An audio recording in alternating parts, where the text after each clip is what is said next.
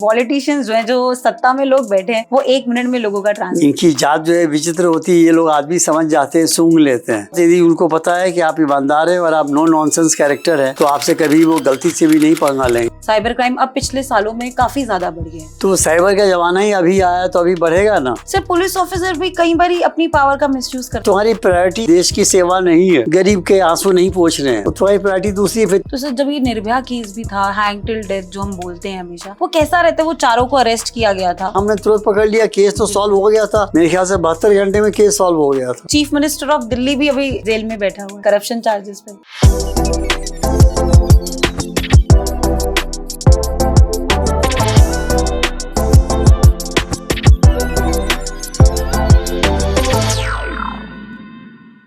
Hello everyone, welcome to our show coffee and filter.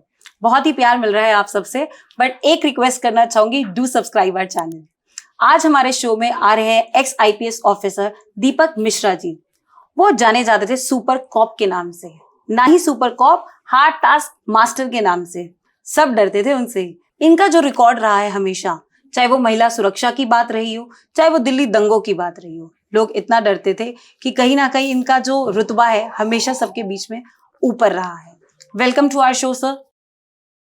तो आपकी बचपन की क्या मोटिवेशन थी? बचपन से ये सोचती कि पुलिस में जाना है? नहीं, मैं ईमानदारी से बोलूंगा, मैंने कभी नहीं सोचा था। कभी नहीं सोचा था। हाँ, कुछ लोग होते हैं जो कहते हैं कि मुझे शुरू से बचपन से ये बनना था, वो बनना था। नहीं, ऐसा कुछ भी नहीं था। एक जैसा आम बचपन होता है, और जबकि लोगों को नहीं पता होता है कि वो क्या बनेंगे क्या नहीं बनेंगे। मैंने पायलट से ले करके और कुछ भी बनने के लिए मैं तैयार बैठा रहता था। तो कब ऐसा आया कि आपको लगा कि नहीं ये? मेरे माँ बाप की बड़ी इच्छा थी, खासतौर से मेरी माँ की। और मेरे पिताजी बहुत ज़्यादा हीन थे, मतलब बिल्कुल ही इस सोच पे अटक गए थे कि उनका बेटा IAS या IPS बने। मेरा इंटरेस्ट पुलिसिंग में ज़्यादा था। मुझे लगा कि वो मेरे लिए ज़्यादा उपयुक्त थे मेरे कैरेक्टर को देखते हुए। तो मैंने एक ही प्रेफरेंस भरा था, पुलिस का। ईश्वर की मेहरबानी है, उनका आशीर्वाद है, माँ बाप का आशीर्वाद था, पुलिस में नौकरी मिल गई। तो सबसे पहली पोस्टिंग आपकी सर लाजपत नगर, ACP लाजपत नगर की। हाँ, हम लोगों का IPS की नौकरी में पहले DYSP शिप करनी पड़ती है, ACP शिप जिसे कहते हैं। तो वो करीब 1.25 साल के आसपास की होती है। फिर उसके बाद में प्रमोट हो जाते हैं हम सीनियर स्केल में, यानी SP बन जाते हैं। तो फिर हम प्रमोट होकर के और दमन, दीव, सिलवासा हम वहाँ चले गए थे। और वहाँ पे भी गए हम 3 साल के लिए, लेकिन 1.25 साल में ही वापस आ गए, क्योंकि या तो वहाँ के लोगों को मैं नहीं अच्छा लगा। सर, जहाँ पे सख्ती हो जाती है तो मुझे लगता है कहीं ना कहीं लोगों को प्रॉब्लम होना शुरू हो जाती है। यहाँ वहाँ के जो गवर्नमेंट्स है उनको प्रॉब्लम होने लग जाती है। हाँ, कुछ ज्यादा ही प्रॉब्लम हो गई थी। तो ऐसा क्या चैलेंज हुआ था सर वहाँ पे कि आपको ट्रांसफर मिली या आपने ट्रांसफर ली उस वक्त? तो जो वहाँ के जो नवनिर्वाचित जो सदस्य थे संसद के, और 2 संसद के क्षेत्र थे, दमन दीव का एक था, एक सिलवासा का था। तो दिनों केंद्र में सत्ता परिवर्तन हुआ था, तो ये लोग नई नई पार्टी से बने थे। तो बार बार मेरे ही थाने में और कूद करके इंटरफेरेंस करते थे। तो हमने उनको समझाया कि हम दिल्ली से आए इसी काम को करने के लिए, तो मुझको करने दीजिए आप लोग। तो वो कुछ समझे कुछ नहीं समझे। तो घर्षण यानी कि कॉन्फ्लिक्ट बढ़ता चला गया। तो अंत में पॉइंट ऑफ नो रिटर्न हो गया। तो फिर मुझे जो करना था मैंने कर दिया, फिर सरकार ने जो करना था सरकार ने कर दिया। मुझे हमेशा सर, जैसे कि महिलाओं के लिए हमेशा देखा जाता है कि वो एक सॉफ्ट कॉर्नर है, वो पीड़ित होती हैं। और ऐसे केसेस में जब महिला की गलती सामने आती है, और मैंने देखा कि कोई भी डाइवोर्स केसेस भी जब होते हैं। एक केस था पटेल नगर में। जी सर। एक की बिल्कुल नई नवेली शादीशुदा औरत थी। अच्छा। तो उसके घर में घुस करके उसके पति को करीब 50 चाकू से ऊपर उसको स्टैब वुंड किया गया था। लड़की को नहीं, उसके पति को। अच्छा। हस्बैंड को। और लड़की जिंदा बच गई थी। उसको भी हल्की फुल्की चोटें आई थी। अच्छा। वो जिंदा बच गई थी। ओके। और रात को ये घटना हुई थी। तो हम डीसीपी थे, फिर हम सुबह में गए वहाँ पे मौके पे। सब पूरा इंस्पेक्शन करने के बाद में एक ही फनी चीज़ नज़र आई कि the entry was suppose to be very friendly, क्योंकि कहीं से भी कोई दरवाज़ा के तोड़ जाने का ऐसा कुछ भी संकेत नहीं मिल रहा था। तो हमने बार बार उस महिला से पूछा तो उसने कहा कि साहब कॉल बेल बजी तो मुझे लगा कि कोई आदमी आया होगा। तो जब हम दरवाज़ा खोले उसके बाद से सीधे मेरे मुंह पे उन्होंने अटैक किया। अच्छा। और जब तक हमको गिरा हुआ देख करके मेरे हस्बैंड आए, फिर हस्बैंड जो है वो उन्होंने प्रतिकार करने की कोशिश की। तो उसके बाद में उनको चाकू से सब 2-3 लोग थे उन्होंने मार दिया। और घर में कोई सामान ऐसा कुछ लूटा पाटा नहीं दिखाई दे रहा था। और पूरा मोहल्ला जमा था। और जैसा होता है कि पुलिस हाय हाय वगैरह वो सारी चीज़ें शुरू हो गई थी। एनीवे जैसे तैसे करके समझा करके लोगों को फिर अब फ्यूनरल वगैरह करवाए, सब कुछ। सवाल था फिर अब केस के वर्कआउट होने का। तो लगा कि लड़की ही कुछ क्लू दे सकती है, महिला। तो उससे जितनी बार पूछते थे कितने आदमी आए थे रात को, तो कभी वो 1 बोलती थी, कभी वो 2 बोल देती थी। फिर हमें याद आया कि मैंने जो उस दिन उसको देखे थे औरत के वस्त्र को, तो जो नाइटी होती है वो पहनी हुई थी वो, और नाइटी पे बहुत मुश्किल से खून के दाग दिखाई दे रहे थे। कुछ शक हुआ था कि हो सकता है कि ऐसा कैसे होगा कि मान लो यदि कोई बीवी नई नवेली औरत हो, उसके हस्बैंड को 3-4 लोग चाकू मार रहे हों बेरहमी से, तो औरत का पहला रिएक्शन होगा कि अपने पति पे वो चिपकेगी, उसको बचाने के लिए कुछ चिपकेगी, चाहे वो भले उसको भी चाकू लग जाए। बिल्कुल बिल्कुल। लेकिन ऐसे तो नहीं कि हस्बैंड में चाकू लग रहा है तो ये बिल्कुल ही निर्विकार भाव से खड़ी होकर देखती रहेगी। और अगर लगा है तो उसके बाद भी उसने कोशिश की होगी कि मैं बचाऊं, या हाँ तो बचाऊं, तो फिर उसको या पकड़ के उसको लिपटेगी शरीर को, रोएगी या कुछ करेगी। हाँ, कहीं जाने के बाद जब वो भाग गए। हाँ एग्जैक्टली। तो उसके कपड़े बड़े अच्छे थे। अच्छा। मतलब शुद्ध शुद्ध कपड़े थे। परंतु यदि हम उसको सोचेंगे बुला के पूछेंगे, तो जैसे ही उसको बुलाए तो वैसे पूरा मोहल्ला आ गया कि एक तो इसका पति मर गया, सॉल्व नहीं कर रहे, ऊपर से विधवा औरत को तुम तंग कर रहे हो पुलिस वाले। तो हम डर के मारे फिर उसको वापस घर भेज देते थे। फिर करीब हम उस पर सर्विलेंस लगाए। तो वो किसी स्कूल में टीचर का काम करती थी, तो आती थी जाती थी। मेरा आदमी भी तंग आ गया, ये क्या काम लगा दिया। करीब 2 महीने के बाद में ये जो लड़की है उसने कहीं से फोन पे पीसीओ बूथ पे जाने लगी, फोन करने के लिए 2 महीने के बाद से। तो अब पीसीओ बूथ के अंदर तो कोई नहीं जा सकता सुनने, और पीसीओ में किसको वो डायल कर रही ये भी नहीं समझ में आता था। फिर उसके बाद में एक रिडायल की स्विच को लेकर के, और जैसे वो बाहर निकली तो उसको रिडायल किए, तो फिर किसी आश्रम में लग गया वो। अच्छा। हरिद्वार के आश्रम में। बातों बातों में तफ्तीश से पता चला कि इनके खानदान में कोई कुल पुरोहित जी हैं, जो होते हैं ना, जो बाबा जी होते हैं, जिनको लोग फॉलो करते हैं। हाँ, और बाबा जी जब आते थे तो इसके घर में ठहरते थे हरिद्वार से, और बाबा जी के बजाते थाली में चरण धो करके इसका बाप पीता था, और पूरे परिवार के लोग पीते थे चरणामृत बना करके। तो जब इस औरत ने फिर वो बाबा जी से, हम देखे को यही बाबा जी के पास जा रहा है, तो बड़ा विचित्र सा लगा। फिर हमें लगा कि नहीं भाई, हो सकता है कि आध्यात्मिक गुरु हैं तो शांति अपना ढूंढने के लिए बाबा जी से बात करती होगी, वहाँ जाना है, सेटल होना है, शांति, पीस ऑफ माइंड के लिए। फिर और ज्यादा सर्विलेंस लगाया अब बाबा जी पे भी। अच्छा। हरिद्वार बेच के। तो अभी मुझे अब एग्जैक्ट सीक्वेंस नहीं याद आ रहा है, बाद में समझ में आया कि बाबा जी जो हैं, हाँ, फिर एक चिट्ठी आई थी इस औरत के पास, वो चिट्ठी हमने फाड़ ली। अच्छा। तो वो जो चिट्ठी थी वो बाबा जी ने बड़ी अच्छी सी प्रेम पत्र पूरे 21 साल के लड़कों की तरह से लिखा था इस महिला को, लड़की को। तो अब समझ में आ गया कि मामला बाबा जी के साथ में है, जुड़ा हुआ है कुछ। तो हमको फिर एक दिन बहुत ज़्यादा प्रेशर पड़ने लगा, और हर 15 दिन पे उसके माँ बाप पहुंच जाते थे मेरे ऑफिस में, आंसू मोटे मोटे लेकर के, विधवा लड़की का क्या करें। तो एक दिन हमें सोचे कि अब क्या करें, तो लेडी कांस्टेबल से उसकी मैंने अच्छी तरह से पूछताछ करानी शुरू की। तो सर ऐसे केस में महिला जब आती है थाने में, और महिला ही इंस्पेक्टर होती है जो आई होती है, उनसे पूछवा सकती है, तो इनको भी थोड़ा उस टाइम पे फिजिकल टॉर्चर किया जाता है? जैसे माना जाता है कि जब पूछताछ होती है तो फिजिकल टॉर्चर पुलिस नहीं करती है, पूछताछ करती है। जी जी जी, अच्छा। पूछताछ करती है, ठीक। टॉर्चर नहीं करती। जी सर। तो हमने वही पूछताछ की, ठीक है, पर सख्त लहजे में करते हैं पूछताछ। बिल्कुल सर। तो समझ में आई कहानी कि बाबा जी जो हैं वो, और ये वही बाबा थे जिन्होंने अस्थि प्रवाह भी कराई थी इसके पति की। हाँ, और श्राद्ध पूजा वगैरह सब कुछ उसी बाबा ने कराई थी। और उसके माँ बाप भी पूरा मतलब उसको पूरा अंधविश्वास। हाँ हाँ।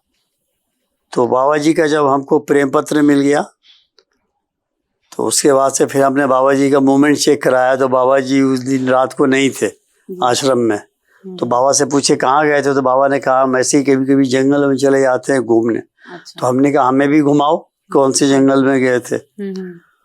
तो बाबा के मूवमेंट से समझ में आ गया कि हमको कहानी बेच रहा है। बिल्कुल।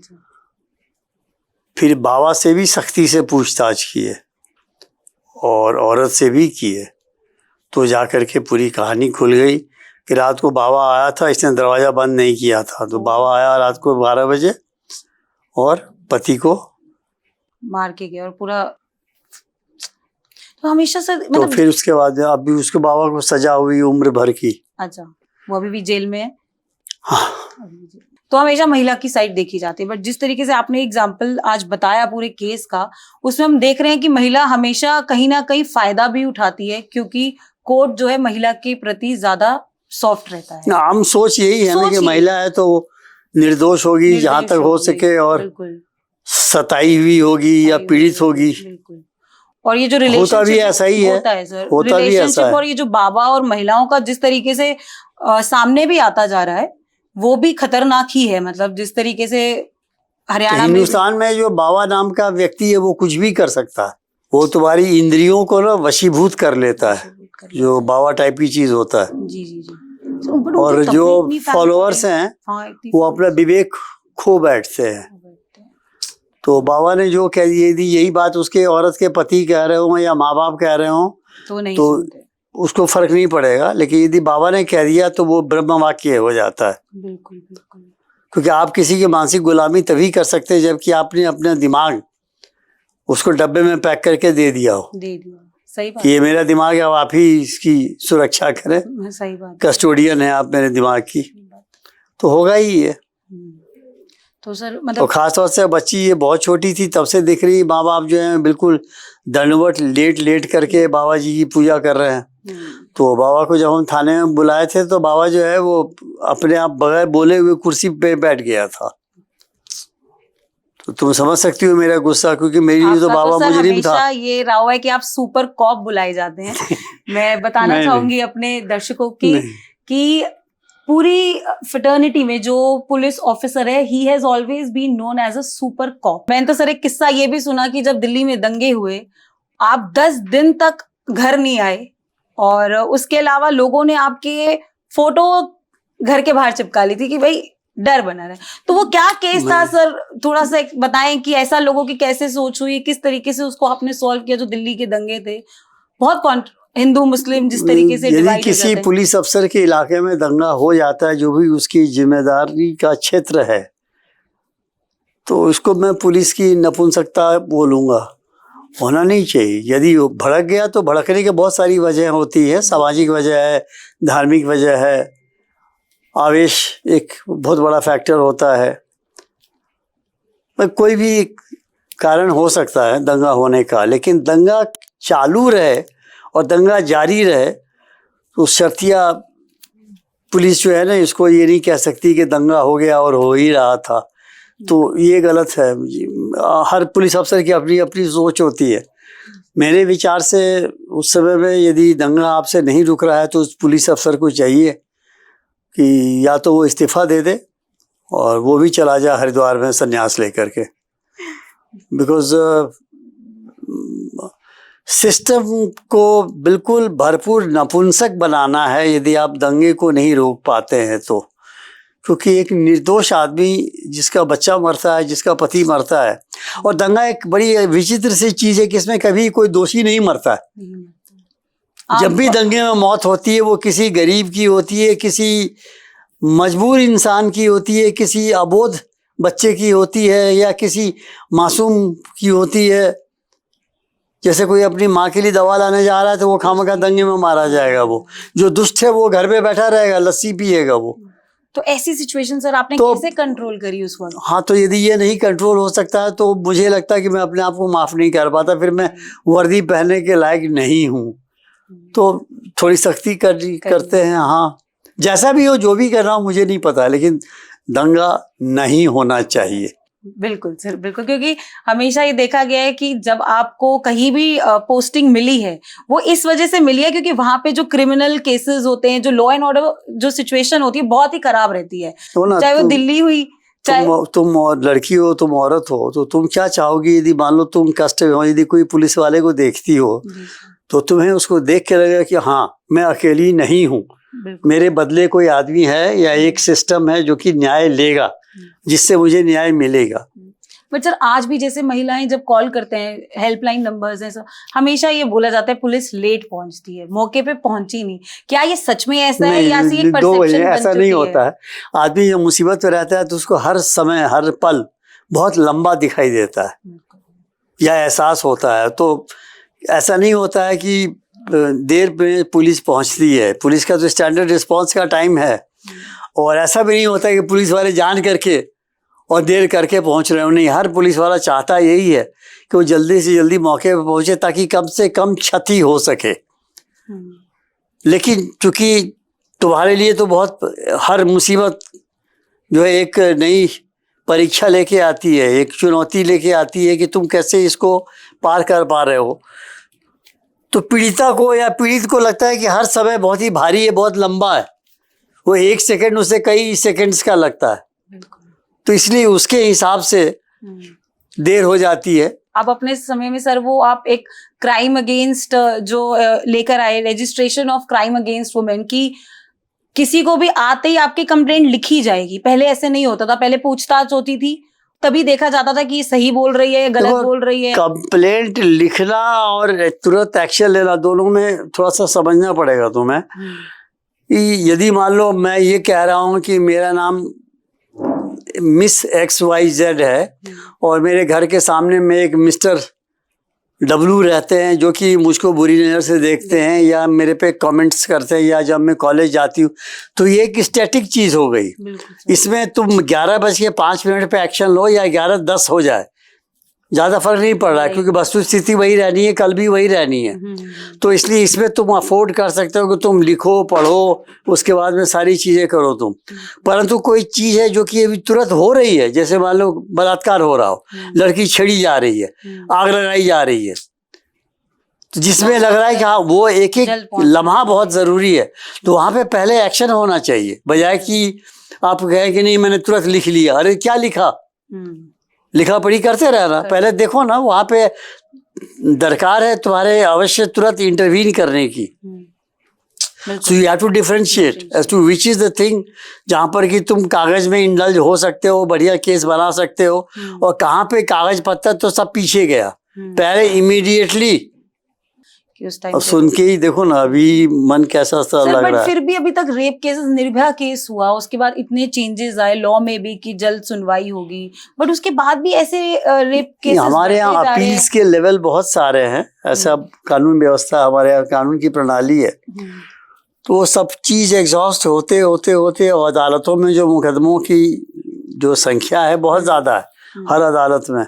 तो अपील पे अपील, फिर अपील, फिर अपील, फिर मर्सी अपील, फिर ये अपील, फिर वो अपील, सारी चीज़ों को। और जो विक्टिम होता है, जो विक्टिम नहीं, जो एक्यूज होता है, वो तो अपने सारे दाव पेच खेलता है वो, तो उसमें तो समय लग जाता है, वो जो कि नहीं लगना चाहिए।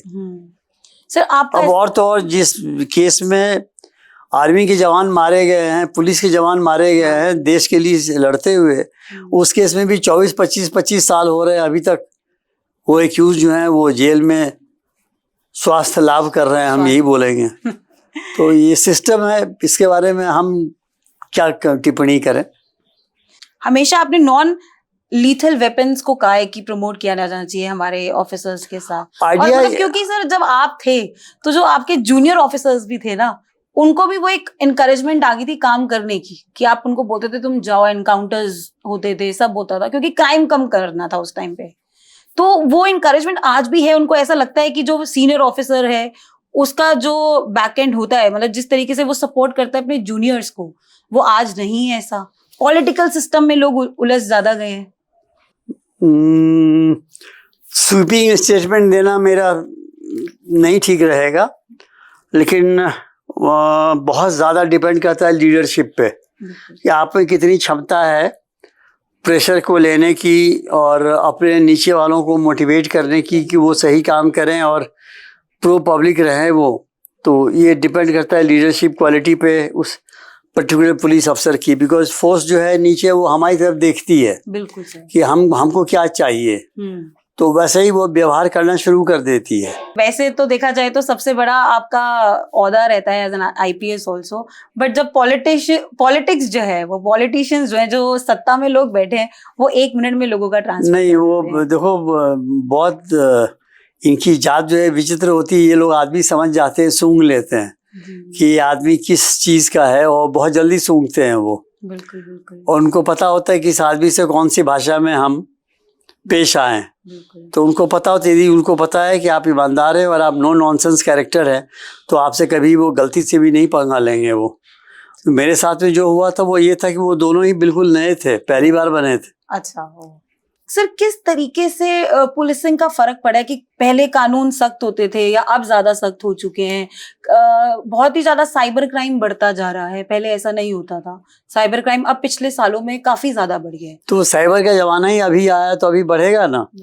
और प्लस इस क्षेत्र में सबसे अच्छी बात यह है कि बुद्धि की लड़ाई है ये, कि पुलिस में ज्यादा अच्छी बुद्धि लगाई है या चोर ने लगाई है।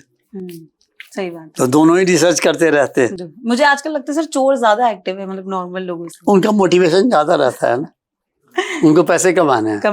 हाँ, तो जैसे जामतारा गैंग और ये सब जो है वो basically they all are 12th fail. हाँ सर, वो तो हाँ, लेकिन वही कंप्यूटर में उन्होंने एक्सपर्टीज कर ली, OTP लगाने की, देने की। कोई बढ़ता ही जा रहा है सर। हाँ, बढ़ता जा रहा है, बहुत ज्यादा बढ़ गया है सर। हाँ, तो ये क्यों बढ़ रहा है कि लालच भी तो हमारे अंदर में है ना, कि हमको लॉटरी मिल गई, आपको ये जमा कर दीजिए। आपका एक इंश्योरेंस का पुराना केस था जिसमें आपने प्रीमियम 2 ही लाख रुपया भरा था, 20 लाख का है, तो आप यदि 5 लाख रुपए दे दीजिए तो फिर आपको हम करा देंगे।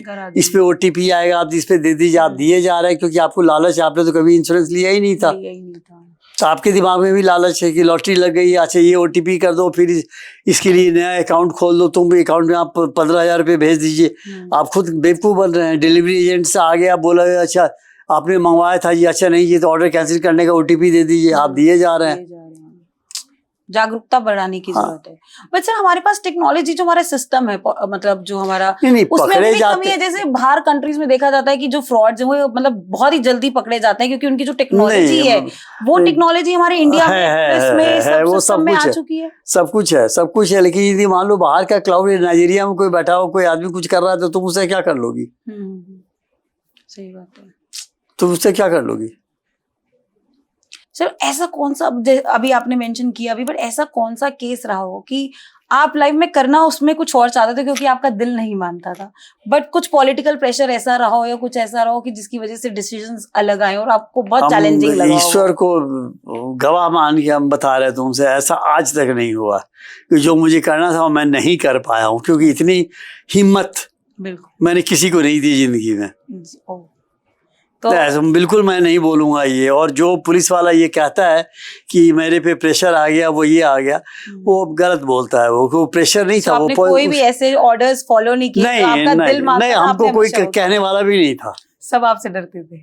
हमको ये नहीं पता, लेकिन हमसे किसी ने नहीं कहा, आज तक किसी की हिम्मत नहीं हुई गलत कह दे। हम बताए तुमको, इनको सब पता होता है किस आदमी से किस हद तक क्या बात करनी है, सब पता होता है। तो ऐसा नहीं है कि कोई आदमी दीपक मिश्रा को बोलेगा कि आप इसमें काम कीजिए, इसको छोड़ दीजिए, इसको पकड़ लीजिए, बोलेगा ही नहीं।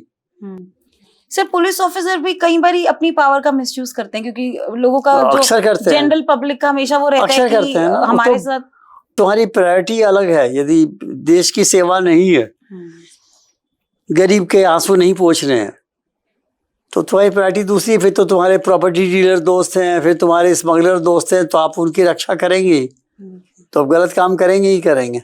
हमेशा अपनी पावर का मिसयूज तो किया जाता है सर। हाँ, किया जाता है, क्योंकि आपका ही बॉल बियरिंग ठीक नहीं था। आपका जब अपना कंपास खराब है तो सर ऐसा है कि अगर मतलब हमेशा बात की जाती है कि जो आप पुलिस ऑफिसर की सैलरी रहती है, क्योंकि हमेशा ये बता रहता है, हम सड़कों पे भी चल रहे होते हैं तो पुलिस वाला दिख जाता है कि अरे यार ये तो अब पैसे मांगेगा, कि एक अगर इन लोगों का जो सैलरी स्ट्रक्चर है वो ऐसे लेवल पे आ जाए तो शायद ये चीजें कम हो जाए। नहीं रहेंगी नहीं, जिसको हराम के पैसे खाने की आदत पड़ चुकी है उसको इससे नहीं मतलब है। वो जब तक नहीं कुछ एक्स्ट्रा पैसा कमाएगा उसकी आत्मा भटकती रहेगी। ये कोई तरीका नहीं हुआ कि सैलरी कम है इसलिए मैं पैसे कमा रहा हूँ। आपको पता नहीं था पुलिस में क्या तनख्वाह है? आपको पता था ना? तो पुलिस वाले तो आपकी मम्मी के पास नहीं गए थे कि अपना बेटा दे दो मुझे, आप गए थे ना कूद के फार्म भर के। तो क्यों गए थे जब सैलरी कम थी? तो ये तो कोई बात नहीं, सैलरी कम इसलिए मैं पैसे खाऊंगा। अरे तो इस तरह की कैसे ट्रस्ट बनाया जाए, क्योंकि लोग आज भी डरते हैं पुलिस वालों के पास जाने से। कोई छोटी मोटी अगर घर पे चोरी भी हो जाए वो सोचते हैं अरे छोड़ो पुलिस के चक्कर में जाएगा। ये इंटरनेशनल डर है। ये जब बच्चा पैदा होता है तभी से उसकी माँ उसको, जब बच्चा नहीं सोता तो बोलते सो जाओ पुलिस वाला आ जाएगा, तब से माँ ही भी इस दिमाग में भरती रहती है बच्चे को। तो एक इंस्टीट्यूशनल हेट्रेड या डिसबिलीफ, उसी में बच्चा पल के बड़ा होता है। तो उसको कभी नहीं कहते हैं कि देखो देखो पुलिस आया तो बैटमैन को मारेगा, उसको बराबर ये कहते हैं तुमको बैटमैन, तुमको पुलिस वाला जो है ना वो तंग करेगा। तो हम लोग बच्चे के दिमाग में ही गलत से ही गलत चीजें डालना शुरू कर देते हैं। और प्लस जैसा मैंने कहा कि इसमें इजी मनी है, पैसा बहुत छोटा है। एक पुलिस वाला यदि एक चौराहे पे एक बैगन ले लेता है रेडी वाले से, तो लिया क्या? एक बैगन। देखा कितने ने? 1000 आंखों ने देखा। सही बात है। और यदि मान लो कोई कस्टम का आदमी या कोई इनकम टैक्स का आदमी या कोई रेवेन्यू का आदमी है, वो पेपर पे फाइल पे इधर से उधर करोड़ों का कर देता है, पैसा भी सामने में नहीं लेता है, वो कहीं नहीं लेता है। वो भ्रष्टाचार बहुत ज्यादा बड़ा है उसका, लेकिन वो दिखाई नहीं देता है वो। यहाँ पे जो सिपाही है वो भरे चौराहे पे एक बैगन नहीं ले लेगा रेडी वाले से। आपने कितने की और किस तरीके क्यों करे, मतलब आप क्या सोच के जाते हैं कि आज इस इंसान को हमने छोड़ना नहीं है क्योंकि उसने पाप इतने किए? इच्छा हर पुलिस वाले की यही होती है कि जिसके पीछे वो पड़ा है उसको वो जिंदा पकड़े, क्योंकि जिंदा पकड़ने से समाज को भी बहुत सारी वो चीजें हम बता पाएंगे जो कि उस आदमी के दिमाग में थी, या फिर उससे और क्या कनेक्शंस थे, कौन उसके मददगार थे, कौन अभी भी हैं। क्योंकि हो सकता है वो आदमी तो चला गया, लेकिन वो गंदा आदमी जो इसकी मदद कर रहा था वो फिर किसी और को अपना वरद हस्त प्रदान करेगा। तो पूरा सिस्टम को नेस्तनाबूद करने इसमें ही भला होता है ना समाज का। तो कोशिश यही रहती है अंत तक कि उस आदमी को जिंदा पकड़ा जाए। पर कोई सर ऐसा इंसिडेंट जिसमें आपको लगा हो कि आज तो इसको नहीं छोड़ सकते हम लोग? अब जब आमने सामने गोलियां चल रही हो तो फिर उसके बाद में क्या करोगी तुम? उस समय तो फिर ये थोड़ी होता है कि कहाँ पे ऐसा हुआ सर आपके? हर बारी ऐसा ही हुआ है। मतलब जब कोई उपाय नहीं रह जाता है तो इधर आई डाई और I give him the death. तो दोनों में तो यही है कि हर आदमी को सेल्फ प्रिजर्वेशन की थ्योरी करता है वो, कि भाई मैं जिंदा रहूं, मैं प्रिजर्व रहूं। और दोनों में सीधी मान लो किसी एक के पत्नी को विधवा होना है तो मेरी बीवी क्यों विधवा होगी? फिर तो उस गंदे आदमी की बीवी विधवा होगी। सही बात। और वहाँ पे ये एक अलग माहौल रहता है। उस समय में ऐसा नहीं होता है कि तुम सोच रहे हो, कर रहे हो, विचार कुछ नहीं, गोली चल रही, यू डोंट नो क्या कर रहा है, बस लग रहा है कि अभी ये खत्म हो, ये चीज खत्म। क्यों पाप ही इतने करे उन लोगों ने। गोलियों के बौछार खत्म हो, नहीं तो मैं ही खत्म हो जाऊंगा। सही बात। तो डू और डाई की स्थिति होती है वहां पे। इतना ज्यादा विवेक, तर्क और ये सब आईपीसी सीआरपीसी ये सब कुछ नहीं याद रहता है। इससे स्टेट वॉर लाइक सिचुएशन, या तो तुम जिंदा हो बच गए या फिर वो तुम्हें शहीद कर देगा। ऐसी कौन सी एक सिस्टम में आप अपने समझते हो जो क्रिमिनल जस्टिस है, ऐसी कौन सी एक चीज आपको लगता है कि मैं काश चेंज कर देता या ये चेंज होनी चाहिए, हमारा सिस्टम ही खराब है? नंबर ऑफ अपील्स जो है वो लिमिटेड होने चाहिए। बहुत ज्यादा इंडिया में अपील्स का सिस्टम है, बहुत ज्यादा है। मतलब नीचे की कोर्ट से ऊपर की कोर्ट तक पहुंचते पहुंचते या तो क्रिमिनल मर जाता है या कंप्लेनेंट मर जाता है। सही बात है, ऐसे कई केसेस देखे हैं सर। तो ये तो गलत है ना, इसमें तो न्याय नहीं मिल पाया ना। मान लो यदि आज मेरे साथ में कोई आदमी यदि मेरे किसी अधिकारों का उल्लंघन करता है और यदि वो मेरे जीते जीते अगले 3 साल में या 4 साल में यदि उसको नहीं न्याय हमको मिल पाता है, तो फिर उसके बाद में मेरा बेटा केस लड़ता रहेगा, तो क्या मतलब हुआ इसका? सर 90s के क्राइम में और आजकल जो चल रहे हैं और क्या बदलाव है? कोर्ट में पूछते हैं कि अच्छा बताइए क्या वक्त क्या टाइम हो रहा था, आप पहचानते हैं? किधर से पहचानेंगे? इतने साल हो गए, वो इतने साल हो गए। हाँ, फॉरवर्ड कर रहा है।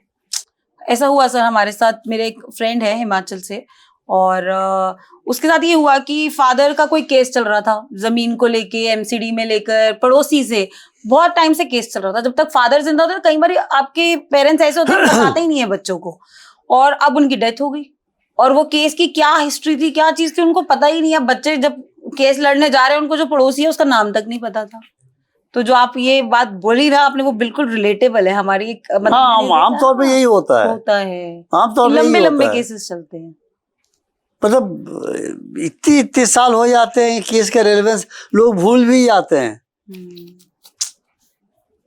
और फिर ये भी है कि पुलिस वाले जब बदलते रहे केस की पैरवी कैसी चल रही किसी को नहीं मतलब होता है। लगता है यार आज डेट आ गया, कोर्ट का भुगता है। सही बात है, और जाते भी नहीं है सर आजकल। नहीं जाते, पैशन नहीं रह जाता है।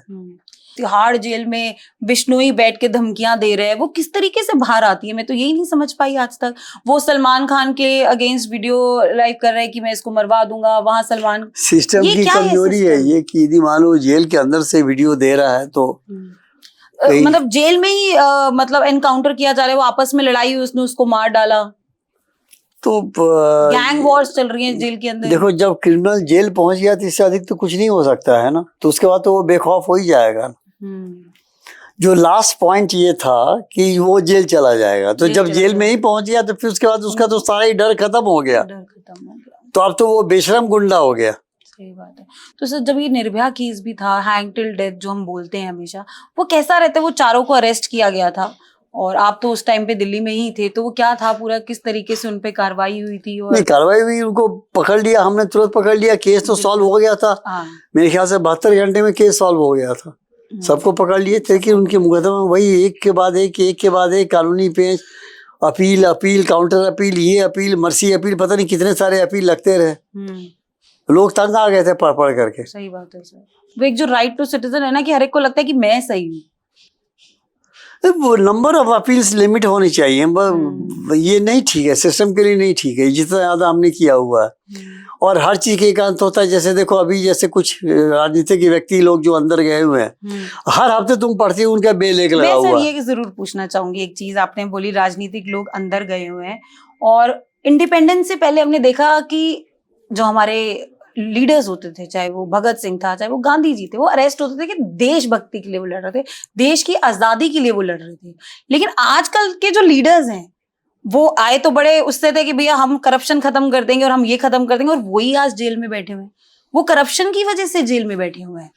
तो ऐसे लीडर्स को कैसे लोग मतलब फॉलो कर सकते हैं? नहीं तो ये सवाल तो तुम बतौर वोटर अपने आप से पूछो ना कि कैसे इस तरह के लोग, इनको हिम्मत होती है खड़े होने की और जीतने की, जीत भी जाते हैं ये, और उसके बाद कहते हैं कि सरकार ने हम पे या पिछली सरकार ने हम पे सख्ती की थी, गलत किया था।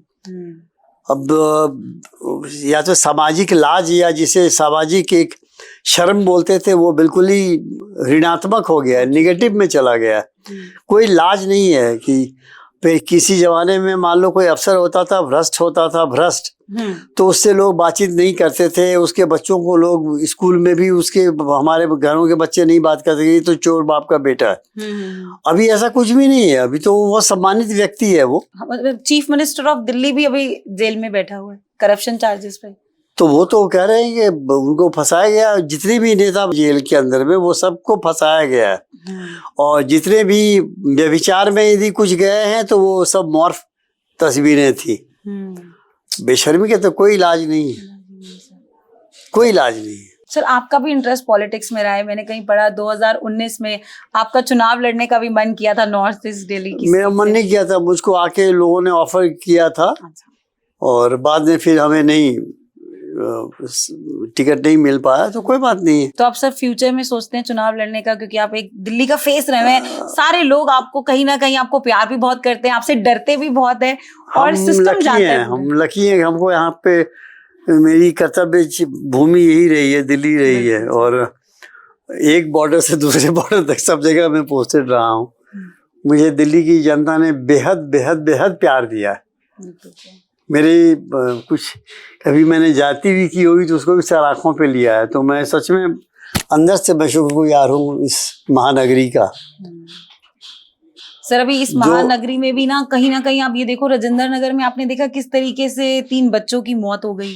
कौन जिम्मेदार है उसका? ये जो राजेंद्र नगर में हम लोग अथॉरिटी अधिकारी हम लोग जिम्मेदार हैं, क्योंकि पब्लिक यदि गलत करती है तो पब्लिक को गलत को रोकने के लिए ही तो हमको तनख्वाह दी जाती है ना।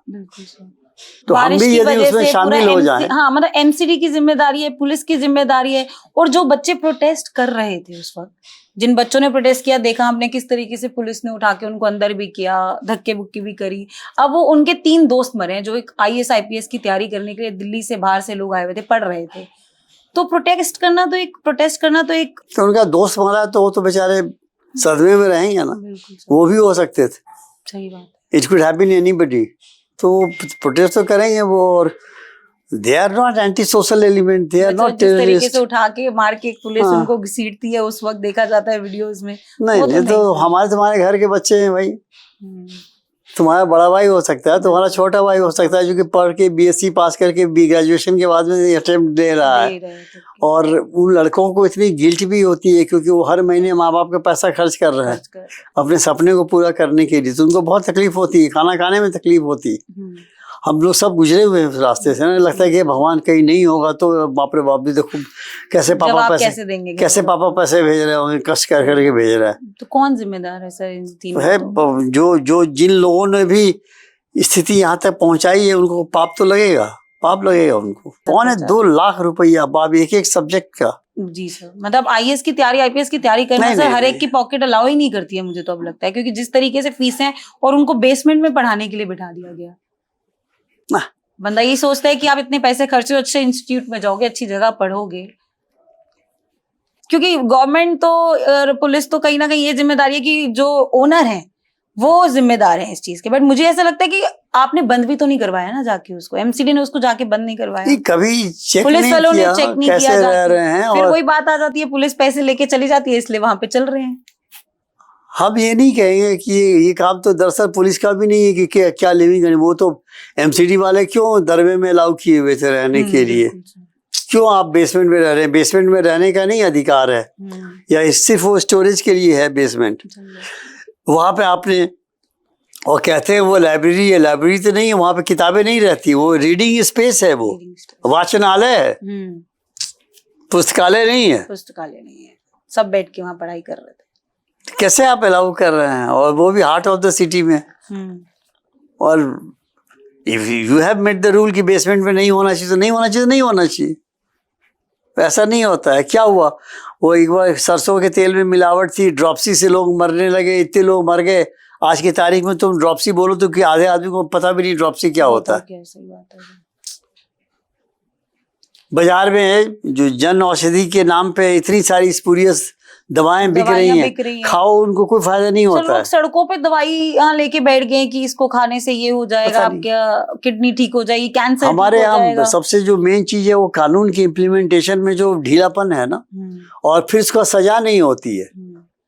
तुमने गलत किरासन वो सरसों तेल बना के बेच दिया, लोगों को अंधा और लंगड़ा लूला बना दिया। 2 महीने तुम अंदर रहे, फिर अखबार में लिखना बंद कर दिया, तुम्हारी चुपके से बेल हो गई, फिर धीरे धीरे सब कुछ एविडेंस नहीं है, फिर तुम फ्री हो गए, फिर तुम अगले बार फिर से तुम नया मौत का सौदा करो। वो भी सर अभी देख रहे हैं जिस तरीके से गाड़ियां हैं उड़ा देती है, जो फुटपाथ पे लोग सो रहे होते हैं, बेचारे गरीब लोग होते हैं, गरीब लोग, वो अमीर लोगों की गाड़ियां होती हैं और बड़े बड़े लोग होते हैं। वही बात है कि उनको भी 2 महीने बाद जेल से राहत मिल जाती है, बेल मिल जाती है उनको जेल से, तो कोई रूल ही नहीं है ना। इम्प्लीमेंटेशन कानून तोड़ने का यहाँ पे बहुत ही सस्ता हो गया, लोगों को एक डर नहीं है। बाहर के देशों में जाओ तो वहां पे लगता है कानून तोड़ेंगे तो पता नहीं क्या हो जाएगा। रेड लाइट आप वॉक करते हो, रेड लाइट नहीं क्रॉस करते हो, और यहाँ पे तो जैसी रेड लाइट होगी गाड़ी लगता है कि आप रेड लाइट पे खड़े हो ना तुम, तो बीच में हो तो ठीक हो, सेफ हो, यदि सबसे पीछे हो तो फिर तो लगता है कोई भी आएगा और तुमको एक धक्का दे देगा, बस दिक्कत होती है। वो है ही नहीं, कानून के प्रति सम्मान, एक हेल्दी रेस्पेक्ट होता है, वो नहीं है। और वजह है कि कंपाउंडिंग हो जाती है, चालान में पुलिस वाले को कुछ दे दो, एमसीडी का इंस्पेक्टर आया उसको कुछ दे दो। आई थिंक दैट हमारी कलेक्टिव चेतना जो है ना, conscious level as a Indian बहुत खराब है, बहुत खराब, डिफेक्टिव है। हम कभी नहीं सोचते हैं देश कहाँ जा रहा है। ये इतने लोग पान पराग बेच रहे हैं, पान पराग तो नहीं, वो कैंसर बेच रहे हैं ना। सही बात है सर, वो लिखा हुआ और खाता कौन है इसको? खाता वही छोटे छोटे लोग खाते हैं बेचारे। 25 रुपए की दिहाड़ी कमा रहे हैं, 20 रुपए के बाद पान पराग खा रहे हैं। सर बट पान पराग के अब तो हम देख रहे हैं किस तरीके से ड्रग्स, चाहे वो एमडी हो या वो और भी ऐसी कई चीजें जो बच्चों को खराब करती जाती है और बहुत इजीली अवेलेबल है। इस पे कोई सोल्यूशन क्यों नहीं लिया जा रहा? गलती है बीट अफसर की, गलती है पुलिस की, गलती है। यदि पुलिस ये कहे कि हमको नहीं पता है यहाँ बिक रहा है, तो भाई जब जिस चीज के बारे में पब्लिक को पता है, यदि वो भी आपको नहीं पता है तो लानत है, यही बोलेंगे लानत है। और जब आपका अपना बेटा इसका शिकार होगा तब आपको इस चीज का दंश समझ में आएगा कि कैसे बच्चे घर के बर्बाद होते हैं ड्रग पी करके। बहुत बुरा हाल है। बांग्लादेश की जो प्रधानमंत्री थी इंडिया आ चुकी हैं और कहीं ना कहीं ये प्री प्लान भी रहा होगा उनका इंडिया आना, और इससे हमारे देश को भी क्या कुछ नुकसान हो सकता है? आप जो है वो रेडिकल फोर्सेस के रडार पे आप आ जाएंगे यदि, क्योंकि इस वक्त वो most hated character in Bangladesh है। मतलब लोगों को एक अंदर से खुशी मिल रही है उनके हर चीज़ों को मिट्टी में मिला करके, चाहे उनकी तस्वीर हो, फोटो हो, चाहे उनका कपड़ा हो, वस्त्र हो, चाहे उनकी कोई भी चीज़ हो, तो उनको अभी बड़ा एक लहर है कि एक दूसरे को आउट डू करने की, कि मैंने ज़्यादा उस परिवार के प्रति अपना रोष प्रकट किया है।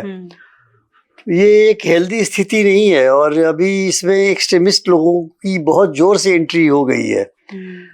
तो किसी भी देश के स्टेबिलिटी के लिए इस तरह से सत्ता परिवर्तन through a violent means and through the direct हस्तक्षेप of radical elements, it's a word to be watched against. ये ठीक नहीं है ये स्थिति। तो हमारे इंडिया के लिए भी ठीक नहीं, क्योंकि यूके ने तो सर उनका वीजा जो है वो रिजेक्ट कर दिया है कि वो असाइलम नहीं ले सकती हैं वहां के, और हमने उनको यहाँ अपने देश में रखा हुआ है। हमारे रिलेशन हमेशा अच्छे रहे, तो हमारे यहाँ आ गई वो, तो अब आने के बाद तो नहीं बोल सकते हो कि आपको प्लेन ही नहीं लैंड करने देंगे, ऐसा तो नहीं हो। एक इंटरनेशनल कमिटी होती है, शिष्टाचार होता है, तो उसके हिसाब से उनको यहाँ पे आने दिया गया।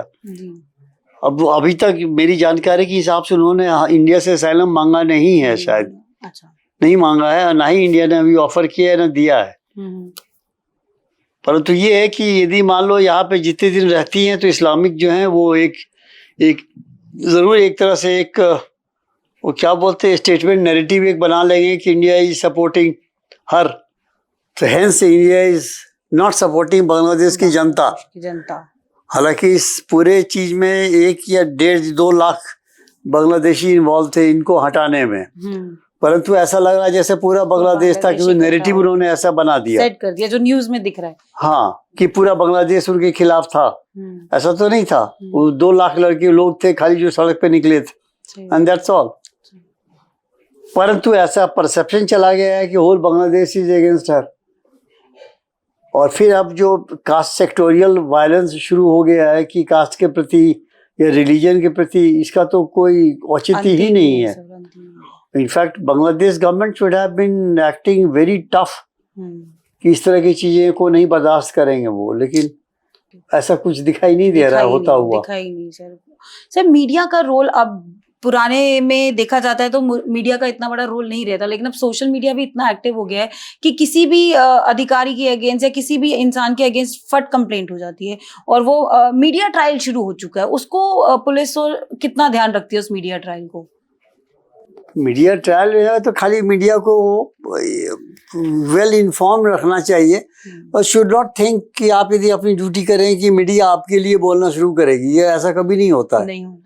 और दूसरा, यदि मान लो मुझे जो काम करना है तो करना है, जो सही है वो सही है, खत्म। चाहे मीडिया साथ दे नहीं दे, ठीक है।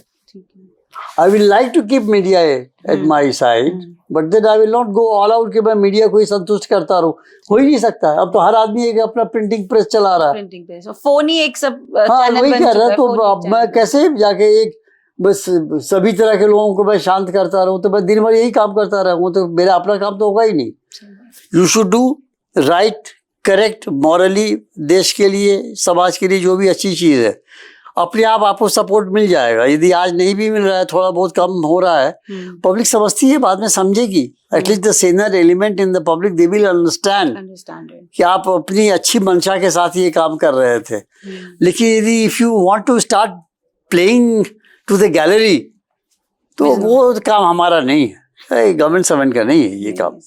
सर, ऐसा एक मैसेज आपकी तरफ से जो नए कंटेंडर्स हैं, जो आगे पुलिस ऑफिसर बनना चाहते हैं, आईपीएस की तैयारी कर रहे हैं, एक आपसे मैसेज जो आप उन लोगों को देना पुलिस की सेवा में इसको नौकरी समझ के मत आइए। एक सेवा है इसमें, मतलब आप सिर्फ देते हैं इसमें, या आप जैसे आप दान किसी को देते हैं तो आप ये भावना के साथ देते हैं ये चीज मेरी अब नहीं रह जाएगी, मैंने दे दिया है, अब ये उस आदमी की प्रति समर्पित है, ये सामान मेरा जो मैंने दे दिया है। तो आप अपनी सेवाएं जो हैं आप दे रहे हैं, समाज के लिए दे रहे हैं। आप रिटर्न मत उम्मीद कीजिए कि ये एक नौकरी 10 से 5 की, मुझे क्या मिला क्या नहीं मिला। अदरवाइज आपके दिमाग में हर समय एक द्वंद्व चलता रहेगा कि भाई आपने क्या खोया क्या पाया। तो यदि आप में ये समर्पण की भावना है तो बहुत अच्छी बात है, नहीं है तो फिर आप एक और बोझ बनेंगे पृथ्वी पे।